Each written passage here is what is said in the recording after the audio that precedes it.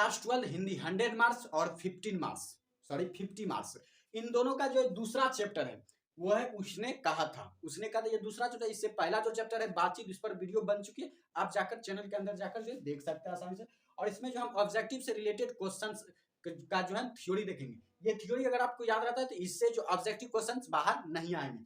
तो सबसे पहला उसने कहा था है क्या, तो उसने कहा था एक कहानी है जिस पर 1960 में जो फिल्म भी बन चुकी है 1960 में, और जिसके हीरो थे जिस फिल्म के वो थे सुनील दत्त, तो याद रखिएगा।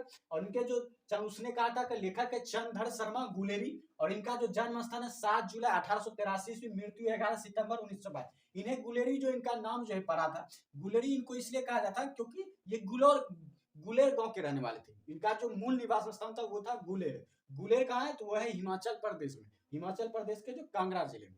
तो हिमाचल प्रदेश के जो कांगड़ा में जो है गुलेर नाम का गांव है, उन्हीं वहां पर जो है इनका निवास स्थान यानी इनका अपना घर है। लेकिन इनका जन्म जो हुआ था वो जयपुर में हुआ था। इनका जन्म जयपुर राजस्थान में हुआ था, याद रखिएगा। इनके दो अलग अलग जन्म स्थान अलग हैं और निवास स्थान अलग है। तो चंद्रधर शर्मा गुलेरी का जो जन्म स्थान है जयपुर राजस्थान है, और निवास स्थान गुलेर कांगड़ा हिमाचल प्रदेश है। और इन्होंने जो कहानी लिखी थी वह है सुखमय जीवन बुद्ध का काटा उसने कहा था। ये तीनों इंपॉर्टेंट है, इनको याद रखिएगा। इनमें तीनों में से एक पूछा जा सकता है, इसलिए सुखमय जीवन बुद्ध का काटा उसने कहा था ये आपको माइंड में फिट करने पड़ेंगे। इन तीनों में से एक जरूर पूछा जा सकता है। यह तीनों दिया रहेगा और लास्ट में ऑप्शन रहेगा उपयुक्त में सभी, तो उपयुक्त में सभी मार दीजिएगा।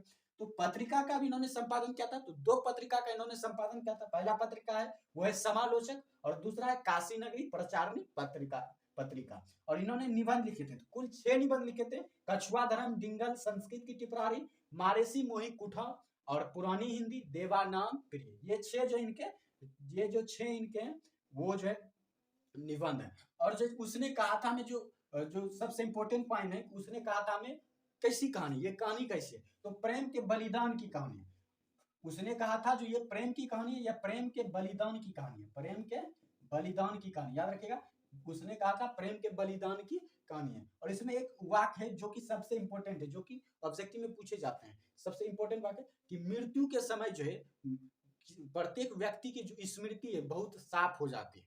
मृत्यु के समय प्रत्येक व्यक्ति की जो है स्मृति है वो बहुत साफ हो जाती है। यानी कोई व्यक्ति जो है जब मृत्यु के समीप आ जाता है तो उसकी यादें जो बहुत ताजा हो जाती है। उन्होंने जो जिंदगी बिताई है पूरी जिस तरह से, वो सारे जो है मृत्यु के समय दिखने लगते हैं, यानी याद आने लगते हैं। तो यही कहना था इनका कि मृत्यु के समय जो व्यक्ति की स्मृति पूरी तरह से बहुत साफ हो जाती है। तो ये सबसे इंपॉर्टेंट वाक्य है जो कि ऑब्जेक्टिव में पूछे जा सकते हैं। तो इसको जो आप माइंड में फिट कर लीजिए, इससे बाहर जो ऑब्जेक्टिव नहीं आएंगे।